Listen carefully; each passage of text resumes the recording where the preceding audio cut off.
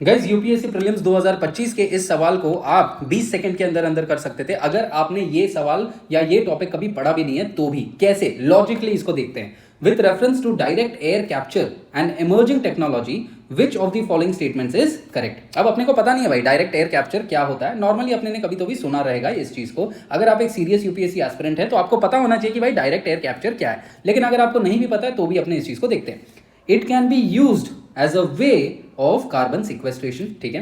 It can be a valuable approach for plastic production and in food processing, okay. In aviation, it can be a source of carbon for combining with hydrogen to create synthetic low carbon fuel. अब यहां पर सवाल को वापस से पढ़िए।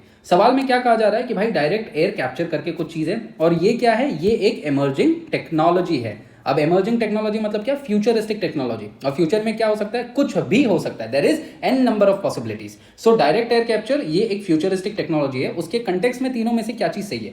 It can be used as a way of carbon sequestration, ठीक है भाई। फ्यूचर में शायद डायरेक्ट एयर कैप्चर को यूज किया जा सकता है, फ्यूचर टेक्नोलॉजी, ठीक है। तो ये सही हो जाएगा। It can be a valuable approach for plastic production and food production and food processing. Extreme नहीं है ये। ऐसा नहीं कहा जा रहा है कि ये सिर्फ और सिर्फ प्लास्टिक प्रोडक्शन में ही काम आएगा, वो एक्सट्रीम होता। लेकिन कहा जा रहा है इट कैन बी। तो कैन बी क्या होता है? प्रोबेबिलिटी है। तो प्रोबेबिलिटी मतलब क्या हो जाएगा आपका? ये जनरल प्लस बैलेंस स्टेटमेंट आपका हो जाएगा। तो ये भी फ्यूचरिस्टिक लेवल पे किया जा सकता है।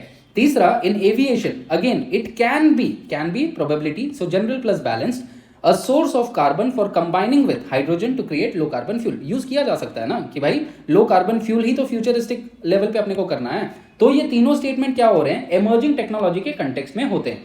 अगर आपने बस ये चीज कर लिया तो आप इसको आसानी से कर सकते हैं, ठीक है। ऑप्शंस को आप एलिमिनेट कर सकते हैं। पहले वाले से ही अगर आपने पहला वाला ही कर लिया ना, तो पहले वाले से ही आप क्या कर सकते हो? आप दो ऑप्शन एलिमिनेट कर देते हैं, बच जाता ये दो ऑप्शन। और इसमें से अगर आप थोड़ा और सोचते तो आप क्लियरली इसको कर सकते हैं। तो यूपीएससी को क्लियर करने के लिए प्रीलिम्स में आपको सिर्फ चाहिए क्या? ±5 मार्क्स। और आप ये आसानी से ला सकते हो। बस आपको इस तरीके के थोड़ा सोचना पड़ेगा। मैं ये नहीं बोल रहा हूं तुक्के से आप कर सकते हो, but you will have to understand the question, interpret it and then you will have to solve it.